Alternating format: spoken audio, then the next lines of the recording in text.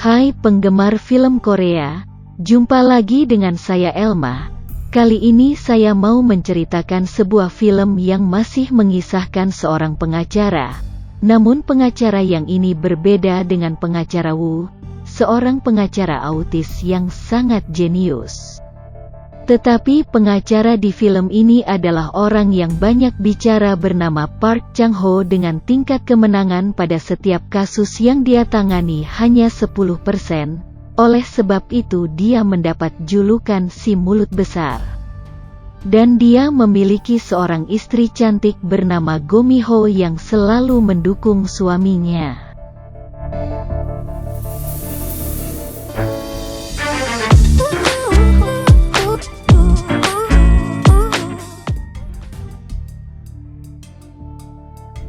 Persidangan, pengacara Park yang dibantu oleh istrinya saat memakai dasi sebelum berangkat bekerja. Istrinya berpesan kepadanya agar bisa memenangkan persidangan untuk yang kali ini, karena kalau dia bisa menang, maka dia bisa mengembalikan uang istrinya yang telah dia curi. Tapi kalau sampai kalah, maka dia tidak akan bisa pulang ke rumah lagi. Sebelum persidangan, ayah mertuanya bertanya untuk memastikan apakah pengacara Park sudah menyuap hakim di persidangan nanti, dan pengacara Park membenarkan bahwa dia sudah menyuap dengan harga yang mahal. Namun sialnya, ternyata hakim yang ditugaskan dalam kasus tersebut telah diganti, dan akhirnya dia harus menerima kekalahan dalam kasus itu. Mi-ho yang mengetahui bahwa suaminya telah kalah, maka otomatis dia juga gagal untuk mengganti uang istrinya, sehingga membuat Mi-ho sangat marah besar, dan Park tidak bisa lagi pulang ke rumah. Saat di rumah, ayah mertuanya secara diam-diam membantu mengemas pakaian Park, karena dia tidak bisa masuk ke dalam rumah, dan dia berencana untuk tinggal sementara di kantor. Tapi tiba-tiba pengacara Park mendapat telepon dari seorang wali kota yang akan menyewa jasa pengacara untuk sebuah kasus, dan dia harus segera bertemu di sebuah tempat yang cukup menyeramkan. Wali kota itu membicarakan sebuah kasus pembunuhan rumah sakit Universitas Gucheon, di mana telah ditemukan korban pembunuhan di dalam mobil dan orang-orang yang terlibat adalah para sahabatnya. Mereka meminta wali kota untuk mencari seorang pengacara yang tak kompeten dan patuh, karena mereka sudah merencanakan sidangnya dan sudah menyuap hakim, sehingga dia pasti akan dibebaskan. Namun di sisi lain, Pak Wali Kota ingin mengungkap kebenaran akan siapa pembunuh yang sebenarnya, dengan meminta pengacara Park mencari rekaman kamera saat terjadi pembunuhan. Keesokan harinya, pengacara Park menemui para pelaku pembunuhan itu di sebuah penjara. Tampak luar dan tampak dalam penjara sangat berbeda, dan perlakuan para pembunuh itu juga sangat berbeda, sehingga bisa dipastikan kalau mereka adalah bukan orang-orang sembarangan. Dan ternyata pengacara Park memasang penyadap di gelas kopi yang dia bawa, sehingga didapat mengetahui bahwa rekaman video pembunuhan itu disimpan oleh istri salah satu dari mereka. Namun saat mereka akan menemui wanita yang menyimpan rekaman itu, ternyata ada seseorang yang ingin mencelakainya, namun dapat tertolong karena kedatangan pengacara Park dan wali kota. Wanita itu mengatakan kalau ada dalang orang besar di balik kasus yang dia tangani itu, yaitu seorang pengusaha bernama Gong Ji-hoon. Semua tersangka adalah anak buah Gong Ji-hoon, dan dia dengan korban pembunuhan memiliki hubungan yang tidak baik. Dan saat mengambil rekaman itu, dia mendapat nasihat oleh wanita itu agar berhati-hati dalam menangani kasusnya, karena dia bisa menjadi sangat menderita. Di kantornya, pengacara Park memutar rekaman itu, dan jelas terlihat bahwa korban telah dibunuh bersama-sama oleh ketiga tersangka itu di dalam mobil. Pengacara Park yang mendapat kabar dari mertuanya kalau rumah yang ditinggali akan disita karena hutangnya kepada rentenir, yang kemudian dia memberanikan diri untuk pulang, karena dia telah mendapat uang bayaran dari wali kota. Sehingga istrinya yang awalnya marah berubah menjadi baik. Namun keesokan harinya, pengacara Park berusaha untuk menjual video itu ke pengusaha Gong Ji-hoon. Dia mengatakan kalau sampai jaksa mendapatkan video itu, maka dia bisa terlibat dalam kasus pembunuhan itu, sebagai otak pembunuhan. Pengacara Park meminta 3 miliar won, namun Gong Ji-hoon menolaknya dan bahkan mengusir pengacara Park untuk keluar. Di malam harinya, pengacara Park merayakan hari pernikahannya bersama istri dan ayah mertuanya, dengan makan bersama di sebuah restoran mewah. Namun pengacara Park lebih dahulu pergi karena akan bertemu dengan jaksa. Dan saat akan meninggalkan restoran itu, Park diberikan segelas minuman oleh seorang pelayan restoran.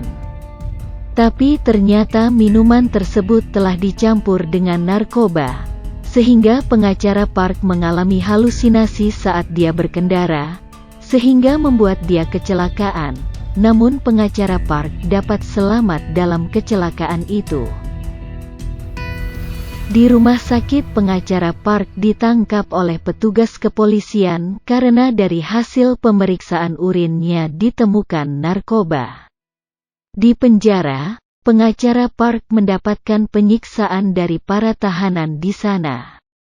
Dan di tempat lain, pengusaha Gong Ji-hoon dan wali kota melihat berita di televisi bahwa kepolisian telah menggeledah kantor pengacara Park, dan mereka mendapatkan banyak uang dan narkoba di dalam kantornya. Dan polisi telah menyatakan bahwa pengacara Park adalah seorang penjahat legendaris bernama Big Mouse.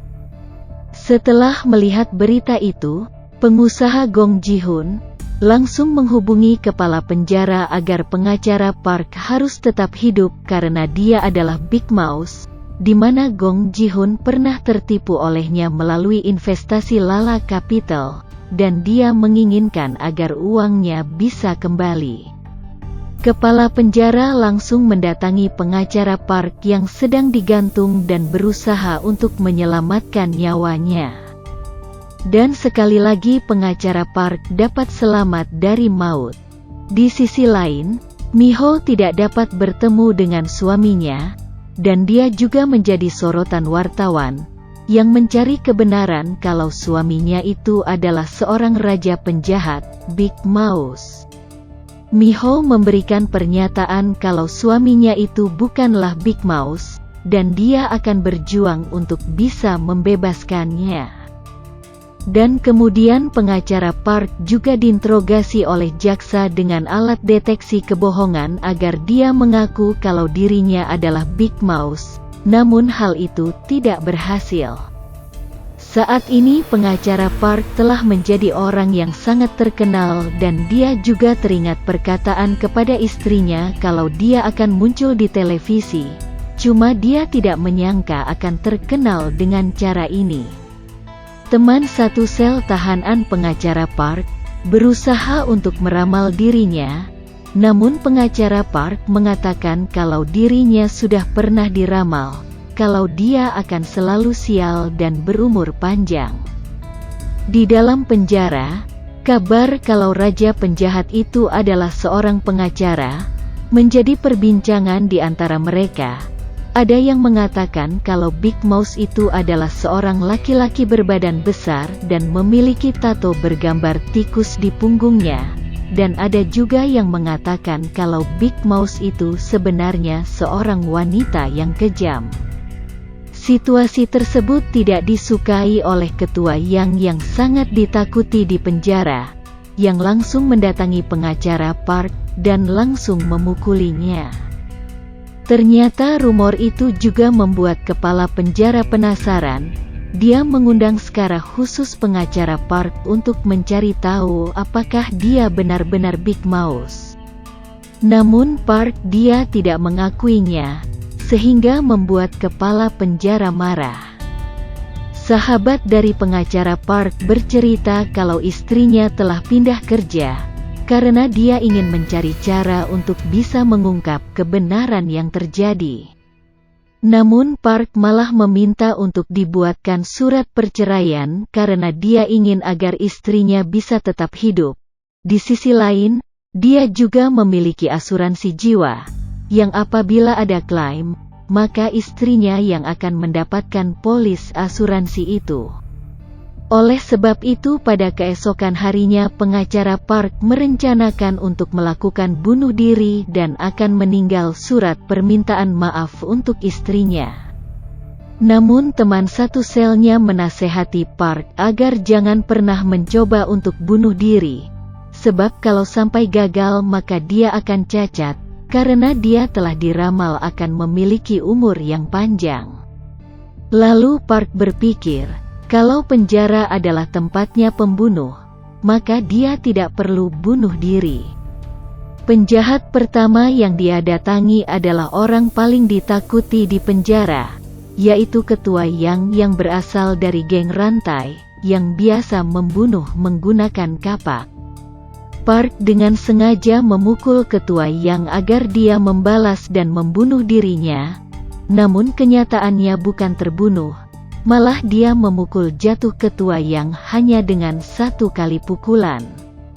Merasa tidak berhasil dibunuh, lalu dia melihat seorang narapidana hukuman mati yaitu dengan tanda merah di dadanya, di mana dia adalah seorang pembunuh beratai psikopat yang telah membunuh 9 wanita, yang kemudian pengacara Park mendatanginya, dan bertanya, apa yang dimakan ibunya telah melahirkan psikopat seperti dirinya, dan dia meminta untuk menjadikannya korban yang ke-10, untuk dibanggakan ke ibunya.